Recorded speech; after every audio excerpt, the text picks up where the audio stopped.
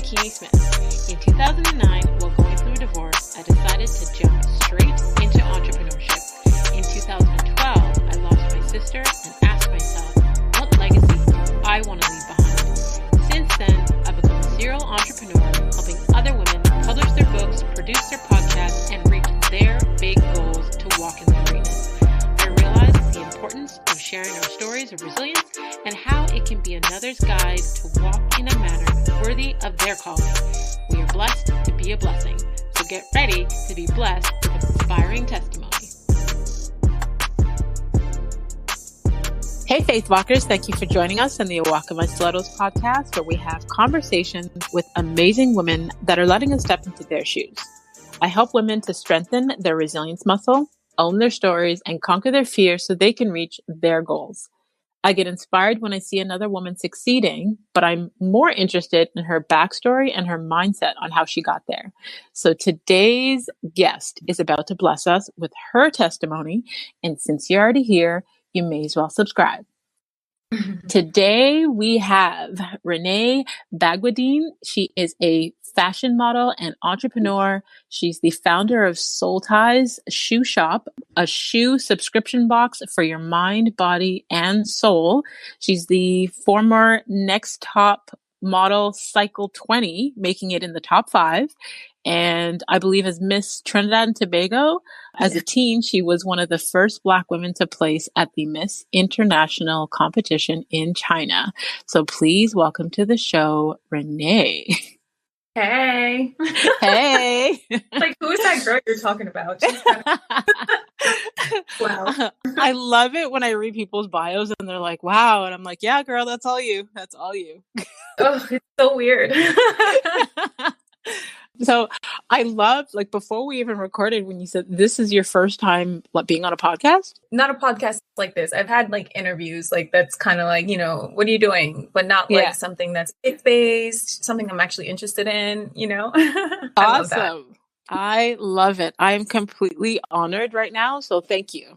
Oh, thank you. Sorry. So the very first time we met, I was actually dating a guy who was a model, and we were in New York, and he was doing a photo shoot with Shemayim. And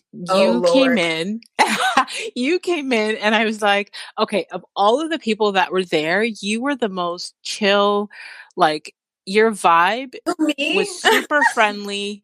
You had no like super ego, like a lot of models that I've interacted with. And I was like, I like this girl. Yeah. Oh, so I remember you from there.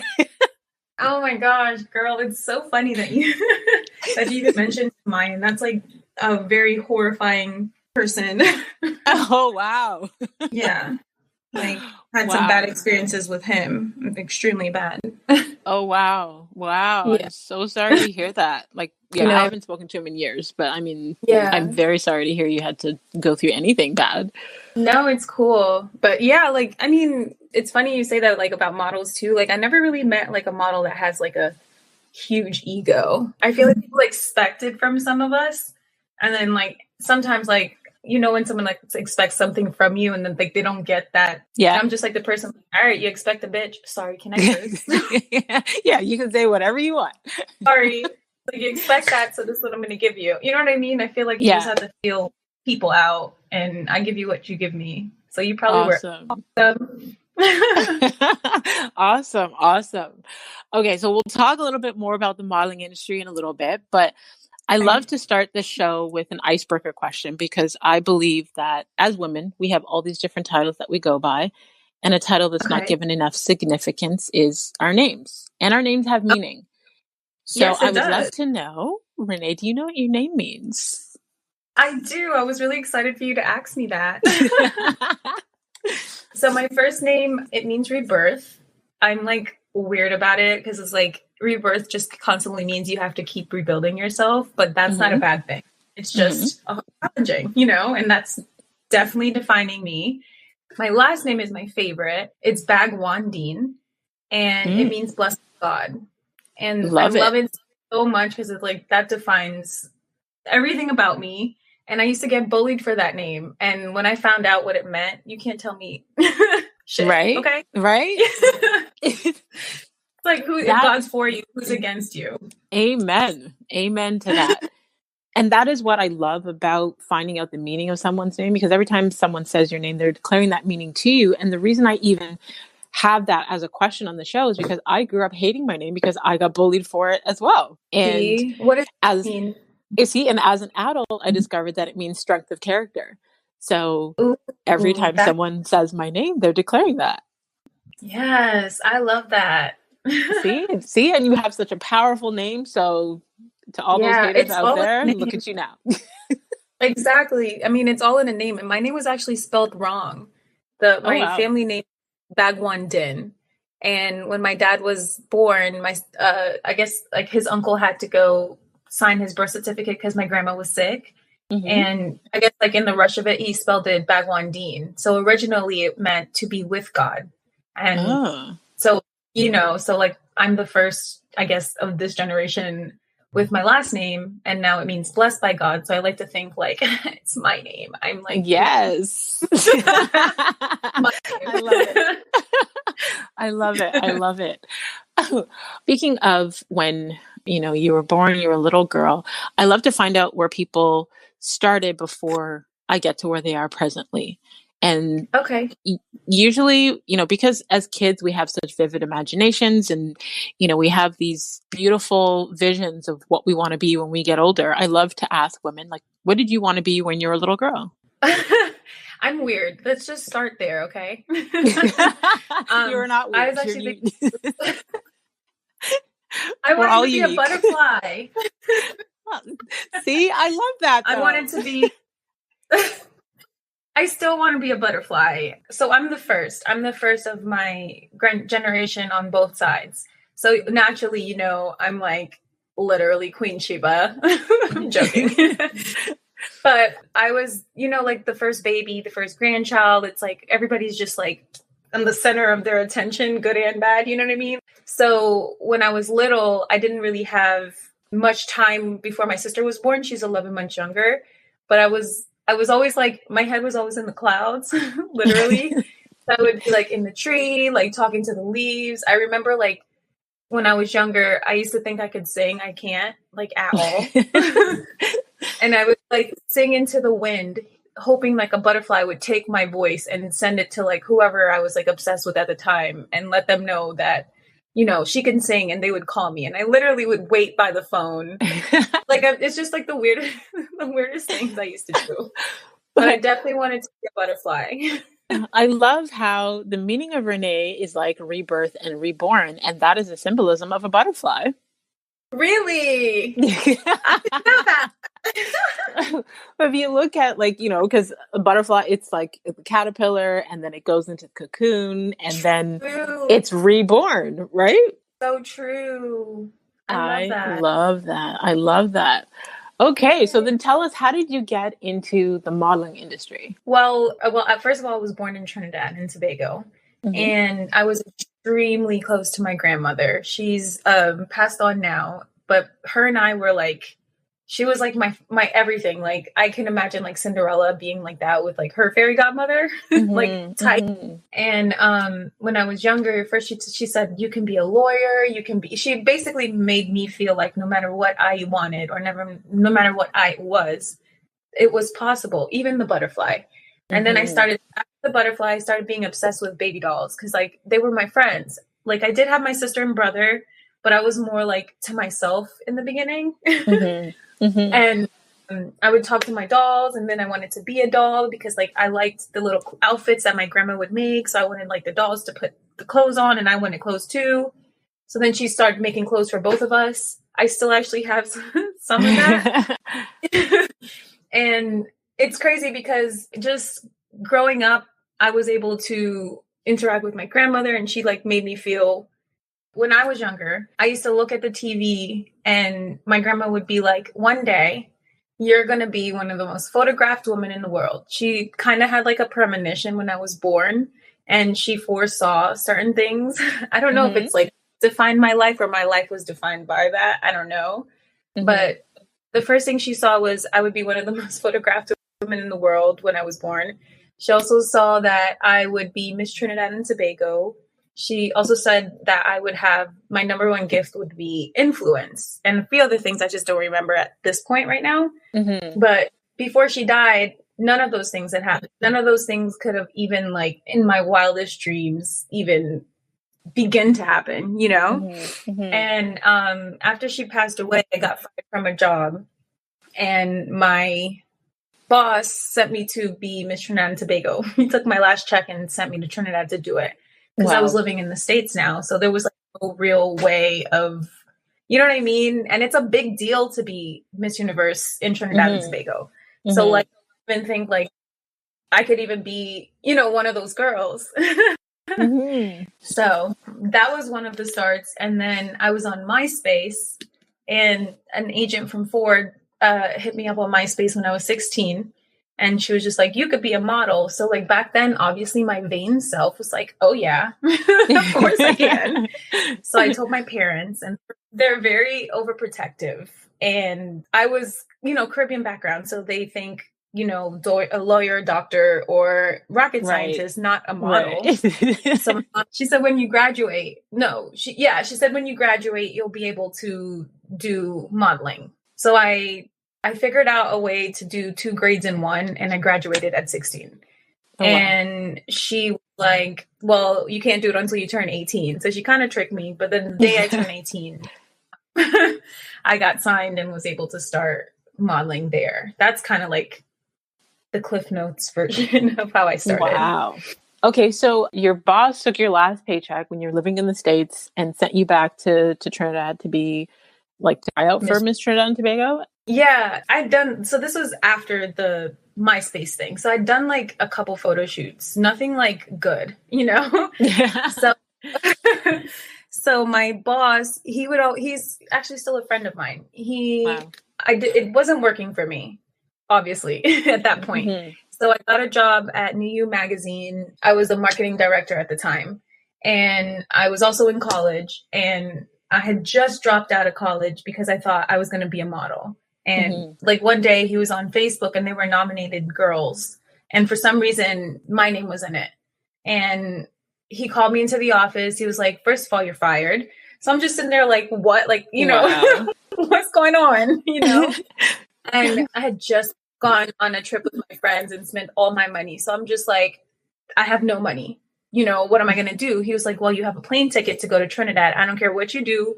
Get your ass on the plane. And I mean, I did. That's what I did. My parents weren't like super excited about it. But I mean, I'm not a kind of person you can really like, you know, I'm a zebra. You can't really ride a zebra. I'm going to do what I want anyways. Right. So like that instant, it just got in my head that my grandmother said that this could happen. So I immediately believed that I was going to win that year. I didn't, but that took me on the journey into becoming that beauty queen. It kind of was just fate. There was no way I would have ever thought. Okay, so first, my condolences on your grandmother. You said she passed away. You. And you spoke to, you know, how your grandmother, she believed that you could be anything that you wanted to be. And it was like she was a prophet, where she was prophesying things that were going to happen in your life, which, you know, you said didn't happen until after she passed. But way after she passed, like way after. She's been saying since I was born. And so it's scary. But look, it happened, right?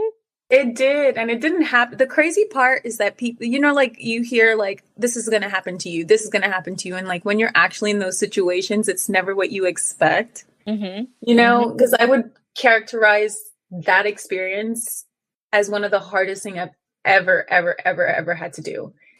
And like, it was a time in my life, I feel like I was able to grow the most. And I was able to go back to Trinidad and like learn my culture. I was so upset that my grandma passed away at the time. Still kind of am. It's cancer.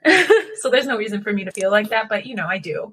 Right. And I didn't go to her funeral. You know, I didn't cry. I didn't do any of those things. So for me to be able to go there for the first time and see her grave, that was big. The day that I was I think it was top 18 at the time, I was able to bring her my flowers. Wow. I'm like emotional, sorry, but like all of those things was like things that I think my soul needed. Like God knew that these things I needed to like let go of so that I can be able to like move forward with my life. Yeah, You you know what I needed mean? to grieve. Yeah. Yeah, I'm still doing that, but like slowly. Mm-hmm. You know, Mm-hmm. and it's Grieving such is a process. Like you can't rush. You know, everyone grieves differently, and I think it also depends on how close you are with the person, how your yeah, grieving goes, right? yeah. She was like everything to me. Not that my mom and dad and everybody weren't like amazing. Mm-hmm. She was just the only person I still feel like in my life that has ever understood the weirdness of me unapologetically. And it's crazy because one day I hope to be that for someone because it's lonely in these streets. Mm-hmm. Mm-hmm. Yeah, I get it. I can relate to you in a sense where my sister and my grandmother, they both passed away a year apart from each other. Oh no, I'm so sorry. Yeah, thank you. My sister passed away the summer of 2012, and then my grandmother a year later, the summer of 2013. And they were both, in my eyes, the closest to me. Yeah.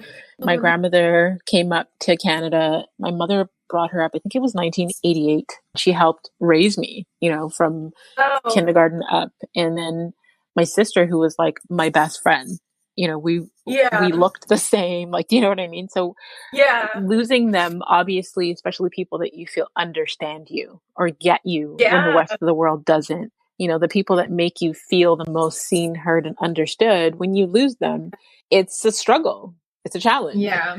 I like put on makeup because I thought you were going to be able to see me. So I'm like wiping my whole face is like in my hand right now. Oh gosh. My makeup wipe. I'm like, okay. I'm a crier, so don't be alarmed. Oh, listen, I cry a whole lot. I don't know if you had an opportunity to listen to last week's episode, but I was a mess.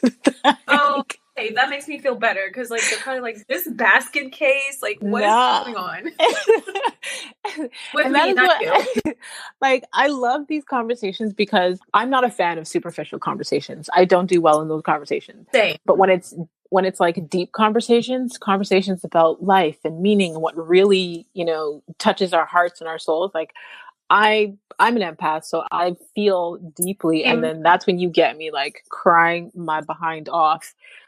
Yeah. No, I totally get it. So am I. So Good. that's another reason. Good. See, I get you. Yeah. Okay, so share with us what the journey's been like carving out a space for yourself, especially as a Black woman in the modeling industry. Well, I guess it all goes back to my grandmother. I've never fit in as anything. Not as a Trinidadian. I had an issue with being too American in that pageant. Not as a Black woman because I'm not Black or white enough. I'm not anything enough because I'm mixed.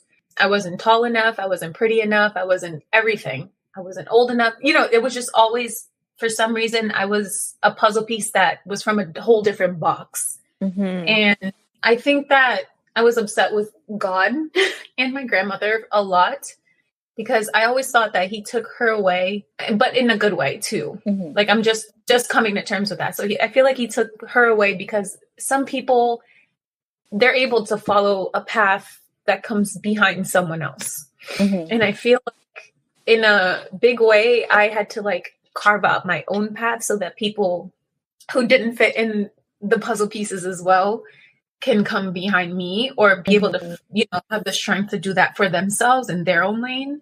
Mm-hmm. And I was upset with God for that because it's lonely and it's hard to, you know, like, how do you know what, you know, where to go when there's no path? Right. Really. And like, how do you know where you fit in? How do you know who you are? So like, I think my whole life, I've always tried to, I'm really good at knowing my quote unquote place. I know what people see when they see me. So I was really good at doing that. So in the modeling industry, it really did help me a lot, I guess, because I'm friendly, you know, to people I want to be to. Seriously, definitely be the opposite. Trust me. But as far as the modeling industry, I was thinking about this yesterday. God has protected me from so much, especially like who gets a call from, not a call, like a message from MySpace and that not be a serial killer. Like my first job, my parents were so strict that, and it's not that they were mean or anything like that. They were just very like, we're first generation American. So they were really cautious to make sure that their daughters and, son as well are protected. So I never even spent the night at anyone's house before. And my first job, I was like, yeah, I'm going to my friend's house. I planned it all out and went to Mexico for my first photo shoot. And a tattoo, of a crown on my butt. You know what I'm saying? So it's like, I didn't realize it at the time, but these situations that I was put in were extremely dangerous, extremely crazy. But God just took care of me. And there have been rooms where I remember, actually more recent than before, they'll ask me to go into the service elevator and all the white girls are going to the regular elevator. Oh, or wow. I'm the only Black girl there. And the thing about me and race in this industry is that I'm the token in a sense. So a lot of the times they don't want to put a Black woman that would physically, you know what I mean? They wouldn't want to put a Black woman. They would rather put me because I'm white enough. You know what I'm saying? So it's like, let's just throw her in there to, sprinkle some seasoning on this. Right. And it didn't bother me back then because I was so numb. I was I was used to always being that. So I put up all these walls around me to protect myself. And now that I'm sitting there thinking about these things, it was hard because it was only just me. And I didn't realize how integral God was in my journey because first of all, I would have never even taken that opportunity with the Miss Universe thing if my grandma didn't suggest that I can actually do something like that. Right. She said that my biggest gift would be influence. She's been dead over 10 years. How does she know what an influencer is? And that's what I am right now. Right. So it's been the guide to help me in the modeling industry because it's a dark, lonely, scary place if you really open your eyes, but it's also such a beautiful place filled with beautiful people just like me in their own way. Right. That was my favorite part of my entire journey, meeting the most beautifully broken people I have ever met in my entire life. And it's so beautiful to me. Wow. So much. And there's so many it's all of us. Right. I mean, you spoke to having to basically carve your own path, especially as being the only or being the first. And I know that for a lot of people listening, that is scary. But the fact that you have done it and are doing it is proof that it can be done. Oftentimes, and I totally get where you're coming from with that, because there's been many spaces that I've been either the only Black person or the only Black woman. My mentor, Bob Proctor, majority of his other coaches, they're not Black. And when I go into a room of, say, 150 coaches from all around the world, being the only or one of, maximum 4 other Black people in the room, it can be very uncomfortable. And just the conversations. See someone there like you know what I mean? Just to see, hey girl, we're, it's comforting. And I mean, like you said before, sometimes it's for us to carve that path for those to come after us. And I'm a true believer in leading by example. And the reason why I'm so passionate about sharing all of the stories of all you amazing women on the podcast is that, look, every single one of us, we all have a story, and our stories are unique, but there is something within your story that could be someone else's survival guide. It could be someone else's blueprint. It could be someone else's self-help lesson or whatever to help them get through life, to help them move forward, because your story is inspiring. You're welcome. To know that you have been able to get places that many people thought impossible, and you yourself may have thought once impossible, shows that it is possible, right? Yeah, that's the thing with China. After the Miss Universe thing, I lost terribly. And I did become Miss Photogenic, but and as soon as I went back home, my parents was like, see, you should be in school. I was gifted, so I should be a doctor or a lawyer or rocket scientist, on paper. Wow. And when I came home, it was when you're depressed, it's easy for people to not control you. But my parents, in their minds, they were trying to help me. Right. And I was literally in my room the entire week. And I was just like, no, this is crazy. Then this random woman from Canada, I don't know anybody from Canada at that point, she calls me and she's just like, hey, I think that they rigged the competition, blah, blah, blah. I think so too. But anyways, It definitely was. But anyways, she said, I think that that's what happened. And I want the girl that's going, is going to go to Miss Universe. There's another girl in another competition that was going to Miss Earth. And these were all women that were from Trinidad and they grew up there. So that, I think that was a big issue with me, that I grew up in the States. And she was just like, a competition called the Miss International Competition. And it's one of the big pageants. But I want to let you know, and this is a white woman, I want to let you know that there has never been a Black woman that has ever won or placed, ever. And I know that you have the opportunity to go there. And if you really want to, you know, because I was bitter, and still a little bitter about like what happened in that competition. So she was just like, this is your chance to prove yourself. And it's going to be harder for you because you're Black. Right. You know what I mean? And it's in Chinese people, they just don't know what we got going on. And the girl who went to the Miss Universe, I had actually gone to that competition excited to meet her, but she was not excited to see me. Oh, wow. You know, so, and she was more white than not too. So that was another thing. And we all went. She didn't place, neither did the girl at Miss Earth. And I did. I did not expect that completely at all. Like, I was just there to have a great time. And like, I'm actually going somewhere. I'm in China, completely broke. My sister sold her family heirlooms. Don't tell my parents. They sold bracelets just to buy my plane ticket, you know? And I went with $0 in my account. All my friends were like, girl, you got this. So they got all their best clothes. They put it in my suitcase. And I was off. And so I'm standing next to Miss Thailand, and it's alphabetical order. So they call her. So I was just like, oh, okay. I knew I wasn't going to get called. And it's crazy because right after they called her, they called me. Wow. And I think God did that to be like, you better have faith, because no matter what, you're blessed by God. And I think it was God's way of being like, girl, you're always going to be called because you're mine. And in that moment, I can't believe that. Out of any, you know what I'm saying? Yeah. Out of all these girls, Miss USA was a Black woman. And I thought she was the most beautiful woman I've ever seen. I thought for sure it would be her. If they're going to pick one, it had to be the light-skinned, light-eyed girl, not the me. Oh, me. But look at that. Okay, so a couple of things that I heard from there. I mean, first of all, earlier when you said when you lost Miss Universe badly, and I'm thinking, I don't really see things as a loss or a lesson, right? Oh, it was something for you to learn through that and to be able to tell the story to teach other people. And then when you're saying they called Miss Thailand, you didn't expect them to call you, and they did. The other lesson in there is expect the unexpected, because honestly, God has done some things in my life that I'm like, are you sure? What's exactly.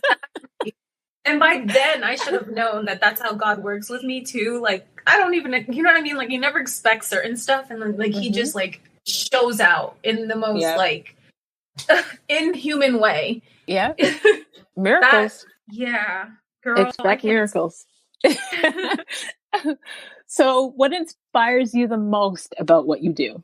To be honest, I'm still figuring that out, because for a long time, it's just like how my boss fired me, or I've just random person will call, and it's always been something that's happening to me. You know what I mean? I did pursue it, yes.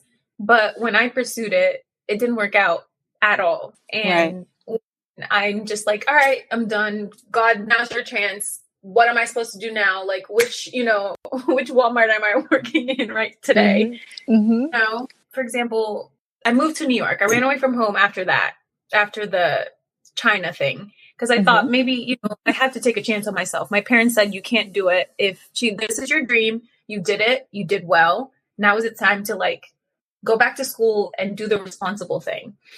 And I wasn't trying to hear that. I was 20. Right. So I had a big fight with them, and I ran away from home, and I went to New York again broke. It's crazy when you like relay like your whole story and you're just what were you like, how did I get here? What was I thinking? Yeah. You know what I mean? Yeah. Oh my gosh, I couldn't believe, I don't know what I would do if I was my parents. But seriously, I would like chain me to the wall. But I did run away in the airport. First of all, I've never been anywhere. China and Trinidad were the only two places, and Mexico. And mind you, I'm extremely sheltered. I've never spent a night at someone's house. Crossing the like as an adult, my parents still try to hold my hand. So it's like, I'm so serious. So I don't have very much life experiences to like say at this point. So I go to New York, and then because it was just this random guy just like, hey, I'm a modeling agent. I'll send you a ticket. I think you have potential, basically. And I just got on the plane that morning.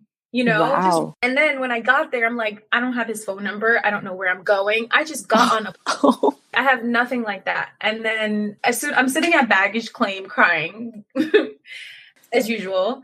And this tall, beautiful Asian woman is walking towards me. And for some reason, I feel like, have you ever met like a friend where I don't believe in reincarnation, but I do believe that energy is never destroyed. So maybe it's something like that. Absolutely. I've met this girl, like I've known this girl before in a sense, like our souls, it was meant, you know what I mean? Like, I don't know how to explain it. She just walked up to me. She was like, hey, do you know da-da-da-da-da? I don't know even how to like take a cab, I'm just sitting there like, so like, I was just like, I came here, this is what I'm supposed to be doing. And I didn't even get his number. And I'm like rambling. She was just like, is his name so-and-so? And I was just like, yeah. And she went to the same mall apartment as me. Oh, wow. Tell me that that's not God taking extra. Absolutely. In New York City, the odds of that is like being struck by lightning. Wow. And like, this girl, she has had more life experiences than I have. Her parents are different. Her name was Shy. And me and her from that second on, we learned New York together. And I learned so much. Like I learned life. You know what I mean? I learned friends. Like I was in the mall apartment with girls that I'm still best friends with. Shy and I aren't really close anymore, but like I could never ever replace how much I appreciate her and love her for like, that's not my life. I could not do that on my own. And he sent her and shit. I don't know how that was possible. Like down to even jobs, we would book this. She's Asian, I'm Black. Yeah, I know like they book one of each. The jobs that I didn't know how to get to, it would always be both of us. Like he always sent each other. Seriously. That's amazing. Yeah, it's crazy. You spoke earlier where you said things just kept happening to you, and I believe they were happening for you. And I'm this true believer in following the energy. And oftentimes we're fighting against things, or we're not tapping into our intuition as people. And I have learned, like, I'm not trying to argue with God. I'm not trying to fight with God. I follow the energy. I believe like everything that happens to me, good or bad, is meant for me. And it's meant to bring me onto the path that I'm supposed to be on. But it's beautiful how you've told all of these parts of your story, and it just shows how things have happened for you. I love that. And I'm still fighting God. Like, I don't know why I should. You know what I mean? Like, you're not going to win, right? Exactly. Who was it? Was it David in the Bible? Was it David that was wrestling with God, or Josiah? I can't remember right now. Yeah, but like, girl, I have no business doing that because God has never put me in a bad position, period. Even in the bad positions. What are the odds of the things that has happened to happen? I'm just thinking about the pieces of your story, and I'm like, wow. Sometimes you just have to sit back and look at everything that you've experienced. Like, okay, so for example, I know right now with COVID and with all these things that are happening in the world, everybody's going through this phase of uncertainty and, you know, like feeling all these different emotions. But if you just take a step back and reflect on everything that has happened in your life, every blessing that God has given to you, every divine connection that he has placed you with, every opportunity that you've had, every accolade that you've attained. And you're like, how did this happen? So, and what did you choose? Because I didn't do any of this. Like, you just exactly.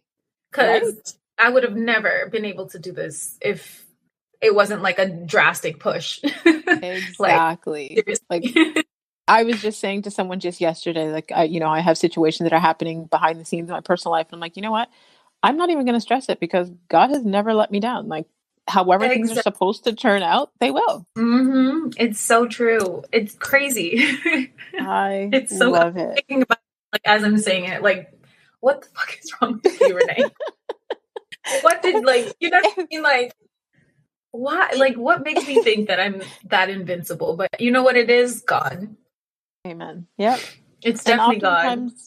Oftentimes we're in a situation, and because we are blinded by our situation, we're looking at our current circumstance and we're judging life by our current circumstances.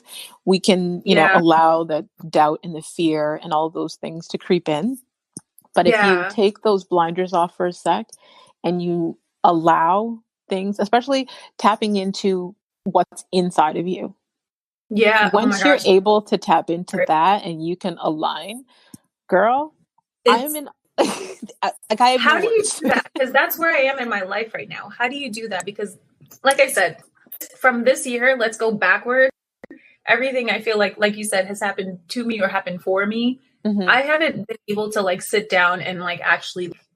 It doesn't feel like it's me. You know what I mean? Like sometimes I like look in the mirror and not even recognize who I am. It's like your experience is happening. You're looking at your life from the outside. Yeah, not even like I don't even feel like I'm in the building in a sense. So COVID actually was a blessing as well in my life. Mm-hmm. Because the day that they shut down the country, I'd just come back from shooting a swim campaign in Cuba. Mm-hmm. And it's a 30-minute ride from the Miami airport to my house. I felt my body deteriorating like crazy. And I feel like it was COVID, but they said it wasn't, but it was bad. And I went to my parents' house because I was supposed to go back to New York.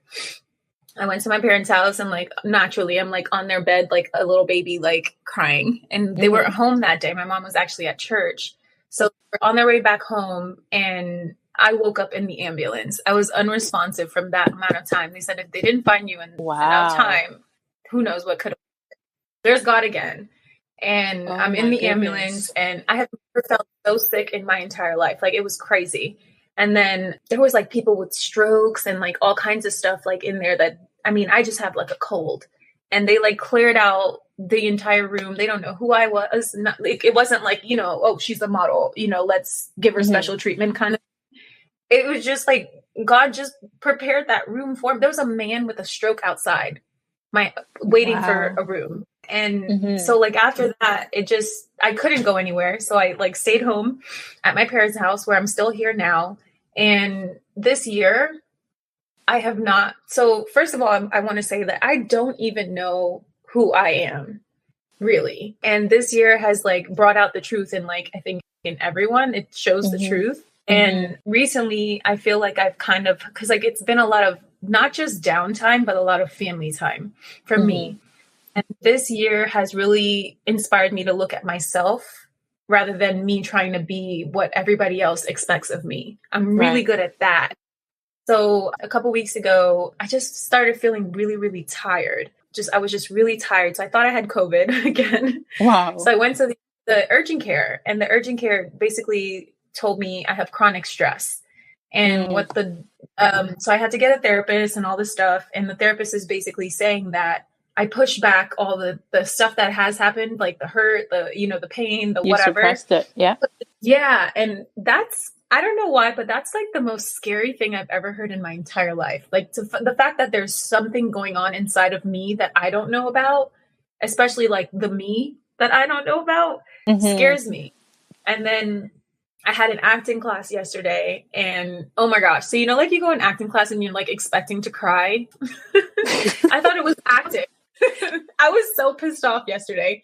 I have the most amazing acting teacher and I've been sucking at it.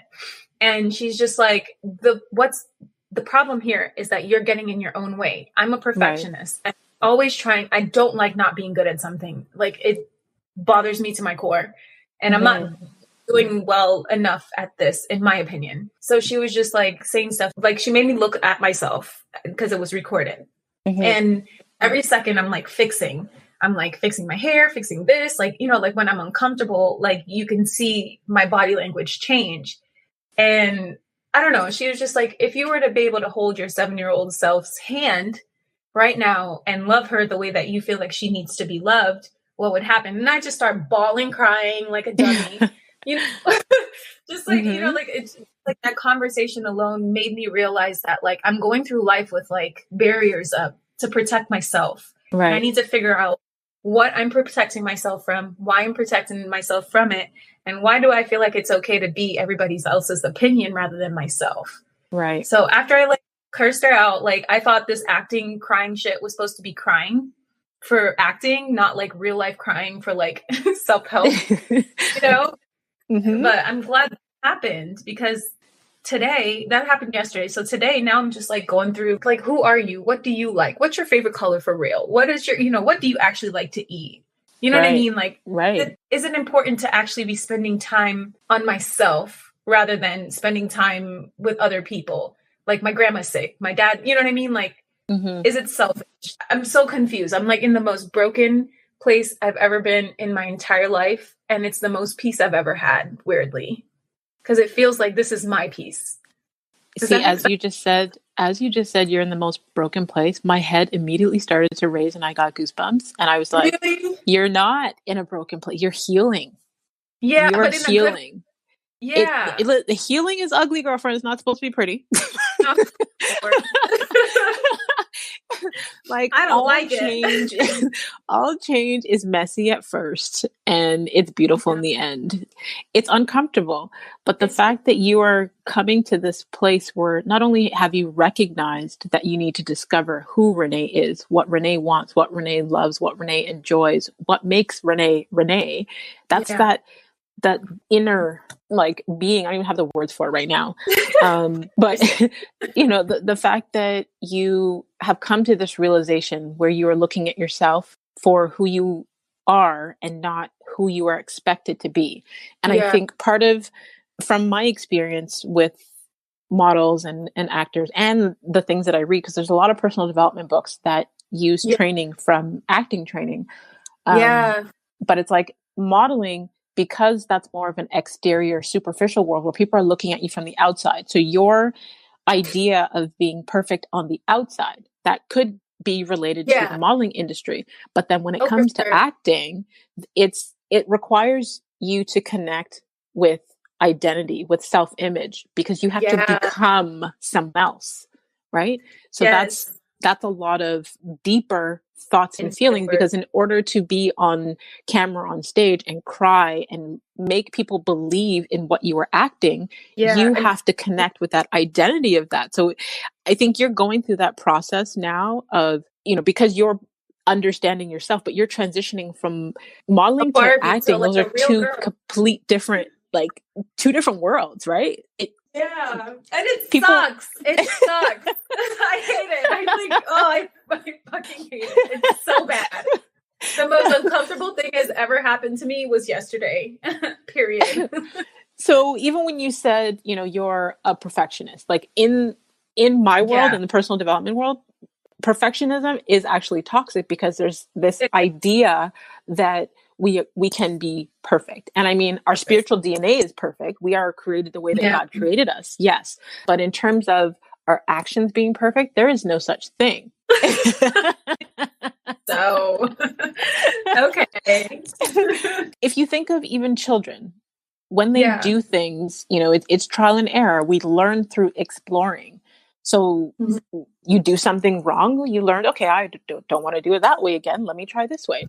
So it's not about perfectionism, and people who are even successful in life, like they're not afraid to fail, because they know that they have to fail in order to get to that next level, right? Like they actually welcome failure. They welcome things not being perfect, because that's how they are able to grow and to move forward and to learn. So I think the modeling industry, because you got into it from so young, the idea of being who people project on you, or being perfect, or, you know, having something like anything to do with Barbie flicks. Yes, there you go. Like I'm no therapist, but I mean, Being a coach is a lot of what I do. Yeah, it feels like you now have to unlearn a lot of the habits and ideas that you had in order to survive in the modeling world. So I have a question for you. Do you feel like this is something that everyone goes through, or this is like, a case of like certain types of people go through it? Because like, do you mean in terms of like identifying self, or or even just not knowing?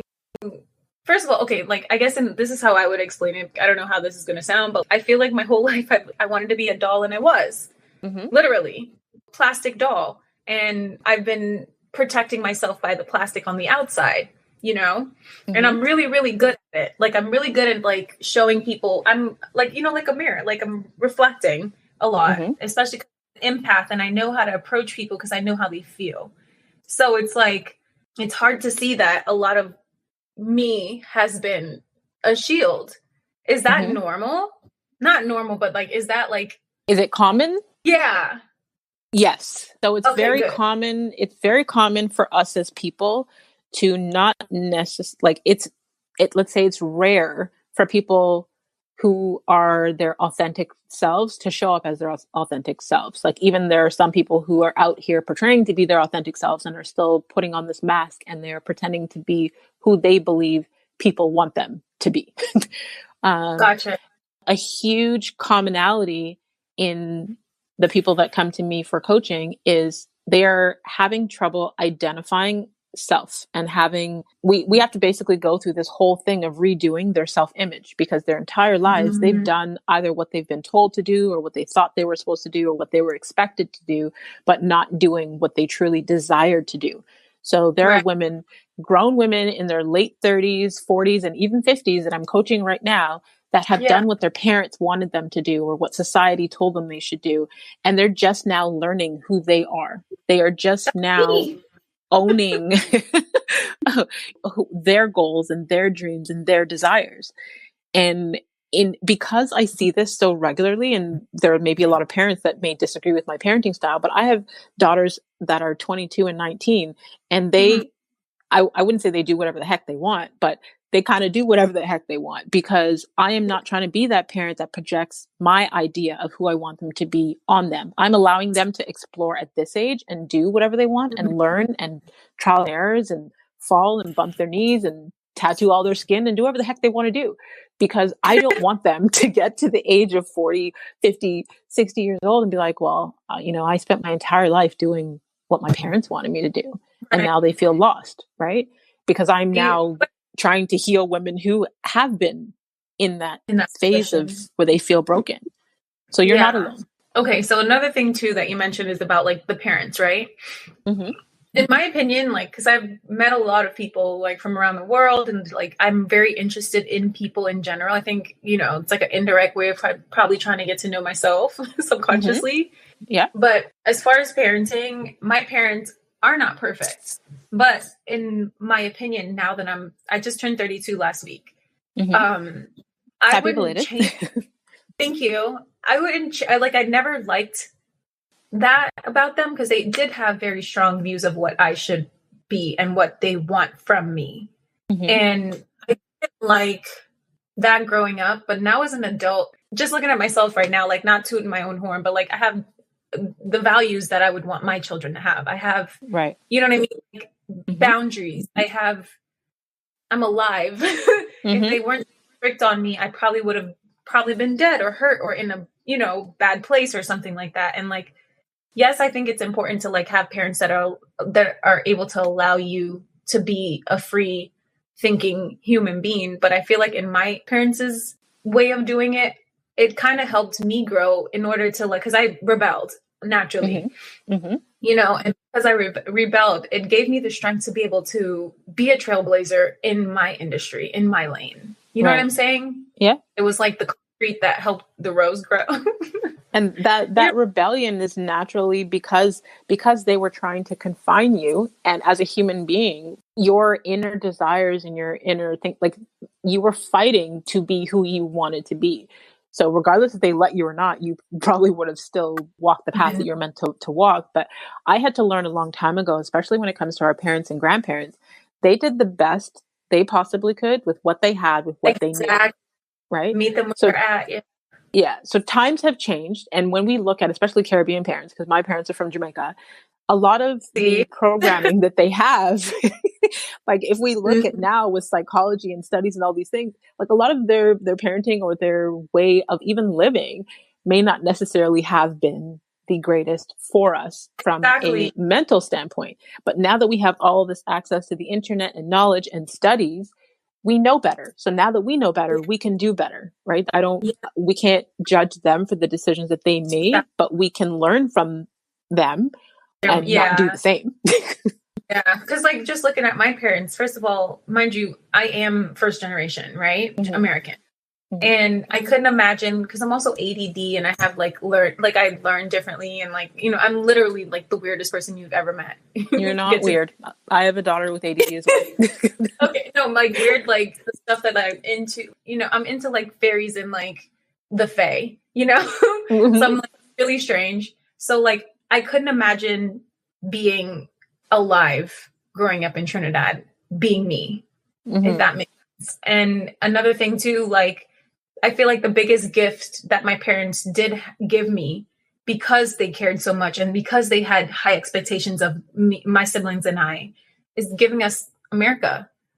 I know that's like kind of cliche, but like I would probably be in an abusive relationship, married, because that's what's expected, you know, you know, probably like a drunk or something, you know, like something crazy where I was. So like for them to have such high expectations, to even assume that my children can make it in such a big pond compared to like the small little island that we came from. I appreciate that, because they gave me what they didn't have. You know what I'm saying?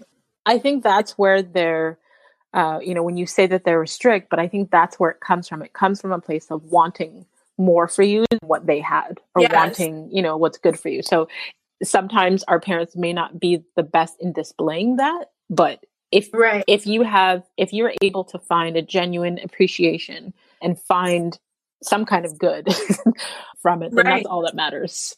No, because they really did do their best. I'm just a child that they didn't understand. My sister and brother, my brother is a little like me.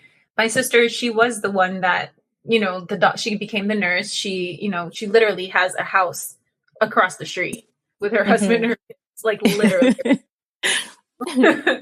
And that was exactly who she was meant to be. You know what I mean? Like I used to be a little bit resentful because, you know, she had my mom to look up to, and she had my mom to give her advice. My mom would not be able to do that for me. And I was so resentful that my grandma was dead, because I thought maybe I would have had that if she was alive. But if she was alive, I wouldn't have fought so hard I still don't know what I'm fighting for. Maybe it's myself. Or maybe it's the purpose that God has put me here for, but I would not have fought so hard for anything. She would have given the world.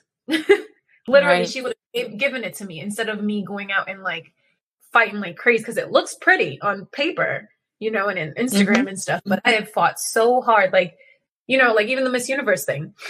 I didn't even win. And it was like the shittiest time of my life. Like, you know what I mean? Like it was the most amazing thing ever.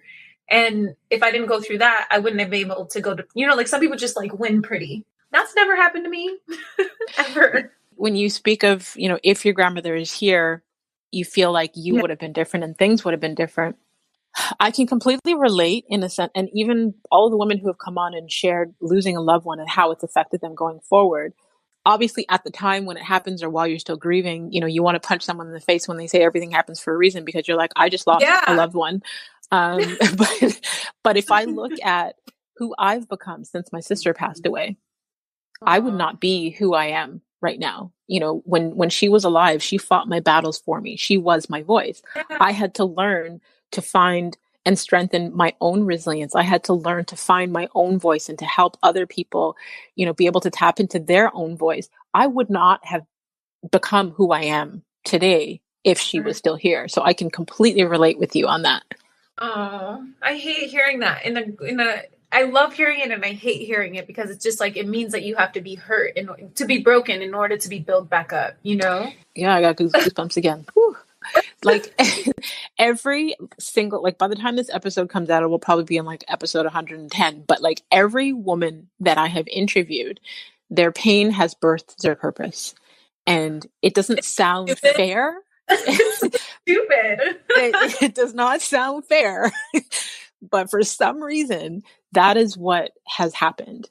Yeah. And they've been able to turn their pain into their purpose and to use that to help other people and to serve and to make an impact in the world, like for greater. Yeah, that's so stupid. I hate it.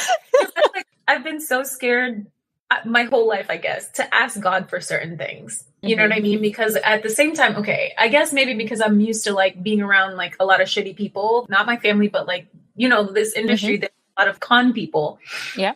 And like, for some reason, I have to, like you said, unlearn that God does not want to get one over on you, or he's not trying to manipulate you. Right. He's literally putting you through these things because it's for your good. Yeah. And like, let's say, my mom was actually telling me this, she was just like, let's say you hadn't gone through certain things that you've been through in your life, you're probably would have been dead or sex trafficked.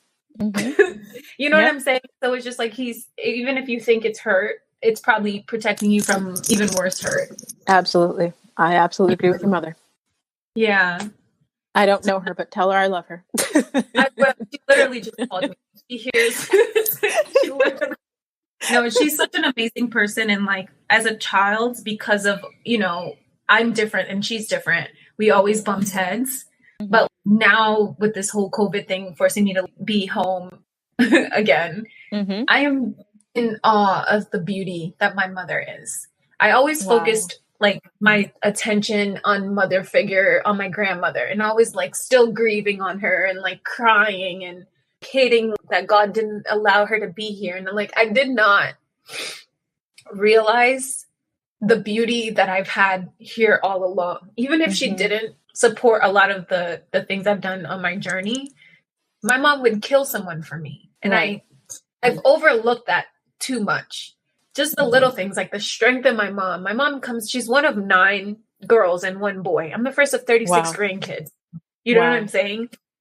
She, in my opinion, she makes all of that run. All of her siblings are in different countries. And it's amazing to see how my mom is able to not manage them, but to able to keep God as what connects us. You know what I'm saying? Like, she deals with, my brother's a Marine. I remember the day that he came home and told my mom, I'm leaving. She didn't even know anything about that. I remember her, when my dad broke his neck in Mexico, like the strength. Wow. You know, like this last year, I was in a car accident on a job in the Bahamas. Flew through the windshield and all I got was like a cut over my eye. That's God again. Oh my goodness. Can you imagine the strength that someone has to have to be able to deal with these situations? And it's not just from me, it's from all the grandkids as well. It's all from the sisters, the brothers, and they did not come from a very happy, fun place. You know what I'm saying? So for her to be more than anything that I've ever needed, utilizing the gift that God has given me in a mother right now, is actually, it's making me super vulnerable, and it's also making me like the butterfly. I'm like in the caterpillar. Being reborn. You're being reborn right now. Yeah, and like opening my eyes to the blessings that I've always been blessed with. My dad too. Like, I hadn't really had a great relationship with my dad before because he always been a provider and he always was working. So like now we're able to like connect on, like, we both like photography. We're obsessed with my dog. We love animals. We're able to connect. And those things I feel like help you weave together who you are as a person. Those things are like missing things that everybody needs. You know, I know not everybody has their parents, but those things are so important. You definitely have supernatural blessings over your life, like in so many ways. I could not deny it. Like, you know, can't even be humble about that. And it just sounds like, and here's again where you're walking into the calling of your name, because you're in this transition period right now, and it seems painful and it seems ugly. But if you think about the caterpillar when he is in the cocoon, like that is painful. And then the beauty that comes out, the butterfly. And you've always wanted to be your butterfly. Like, I'm just listening to all this symbolic meaning here. I'm like, oh, I love it. I love it. It's like, crazy. Honestly. Before we go, can I ask you a question? This Absolutely. is what I really want. Like, so, you know, basically like the Cliff Notes version of my story, right? Mm-hmm. And a big part of my life is God. I actually, after I finished digital design school in February, I want to get into theology school, not to be a pastor or anything, but just because I'm like obsessed with learning about history and the Bible. Yeah.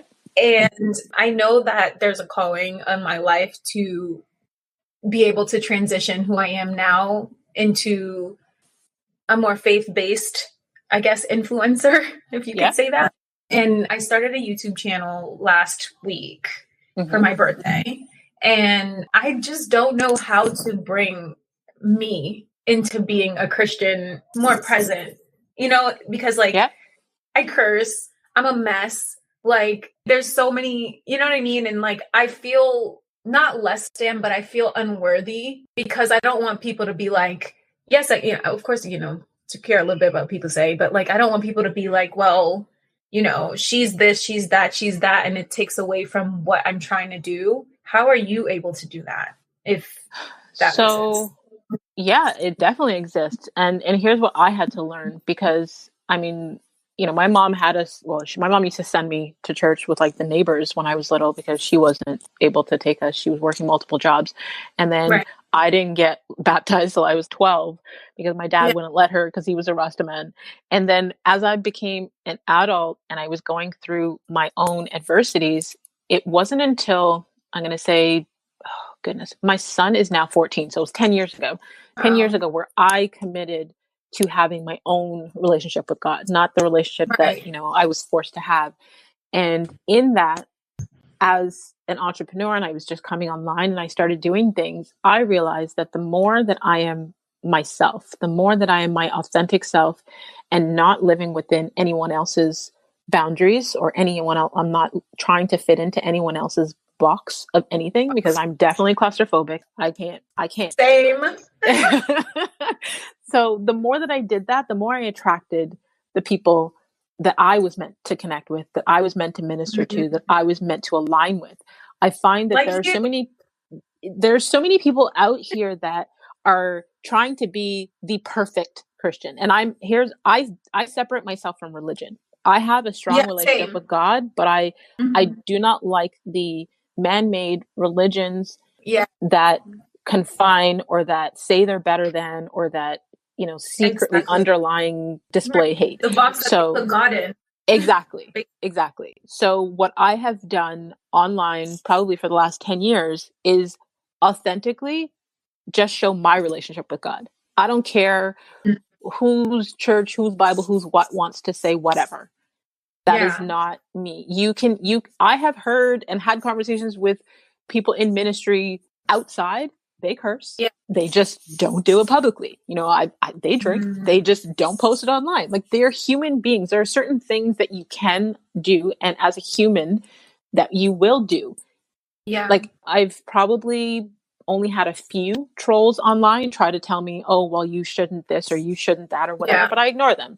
You know, I just keep the energy as positive as possible, but I am me.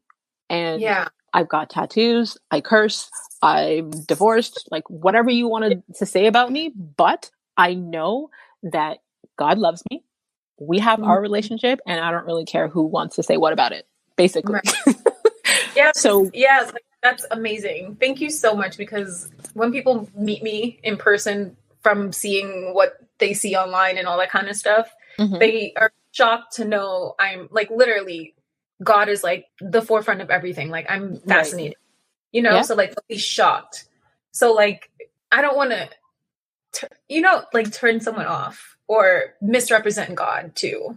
So two things with that. One, when you are your authentic self, you are either attracting who is supposed to be there or repelling who is not. Wow.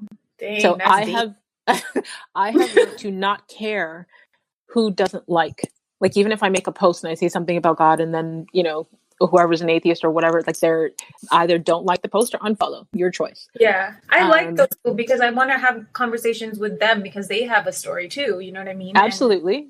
Absolutely. And it is absolutely possible. Like I have connections with people from all different belief systems. And I was just talking to someone about this yesterday. I have good, close relationships with people who follow the Islamic Muslim practices, people who follow Buddhist practices, people who follow Taoism. At the core of it, when we have our conversations, we speak about love. We have the same morals. We have the same values. We believe that we're humble enough to know that we are not doing everything on our own. You know, there is a higher power. Yeah. And we don't argue about the differences in our beliefs. And I will never argue with someone about their beliefs, but I am open to listen. Yeah. And if they want to hear, I will share. Yeah.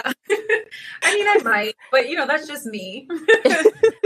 But not in like, you're wrong and I'm right kind of thing. I just want to learn, you know. Exactly. But that's amazing. Thank you. That's reassuring because that's what I want my YouTube channel because I'm literally learning who I am authentically. So that's what the whole thing on YouTube is about. And the only person that can show me who I am is the person who created me. So amen. You know, I was worried that people wouldn't respond to that, but fuck them. You know, have honestly. No idea who you're going to inspire by sharing that. You have a platform. God has given you a platform, and it's how you use it. Because when I started speaking openly about my story, my journey, especially as a girl who was going to church twice a week, the people who were trying to fit into that church girl persona, they're like, "Oh my God, this girl, she does this, she does that. Oh my goodness." And I started to attract people who never went to church. Yeah. I started to attract people who didn't feel welcomed in the church, but they came to me because of the way that I showed love and the way that I had my relationship with God. So you have no idea who you're going to inspire by being your authentic self. Don't ever try to fit into anybody else's box. Okay. Thank you so much. I really appreciate You're welcome.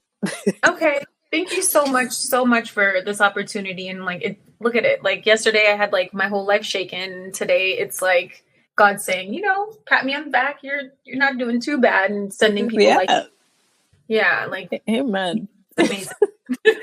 God is good. He sure is. And he's smart. He's smarter than I am. Yes. Renee, I can't thank you enough just for being open and transparent with us. Honestly, I'm positive there are so many women that are going to hear this and be blessed just by your transparency in your transition of your journey. So thank you so much.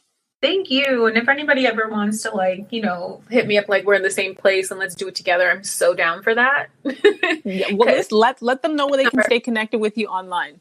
My Instagram name is Renee Big Time. Don't laugh. My last name was too long, and that's what Instagram changed it to.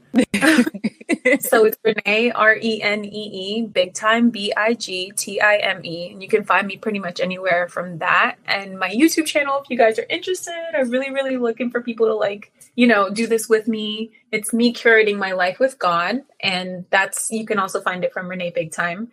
Or Renèe Bhagwandeen, if you can spell it, Bhagwandeen. And yeah, like honestly, like I've never really been very good at engaging because I didn't really know how to approach people in that space. But now, as I'm like growing and figuring out who I am, I want to interact with people who are in a similar place than me or in like, you know, suppressed this place and can give advice and learn from each other, you know? So I'm definitely interested in anyone that's interested in doing this together. Awesome. So what I will do is in the details section, I will have the links to your Instagram and your website and your YouTube so they can just click and connect with you directly. They don't have to search too far. Yes. Thank you so much. I'm so blessed here. You're very, very welcome. To all of you faith walkers out there, until next time, don't forget to subscribe on all platforms, rate the show, and leave us a review on Apple Podcast. And you can join the community of faith walkers and sign up for our weekly newsletter at walkingmystilettos.com. And be sure to grab one of my personal development books available online everywhere. And if you can think of at least 2 of your girlfriends that would receive value from hearing Renee's story, please share it with them. And feel free to screenshot this week's episode, and you can tag us on Instagram. You can tag Renee at Renee Big Time, and you can tag myself at The Real Makini Smith, and continue to walk in greatness in your stilettos in a manner worthy of your calling.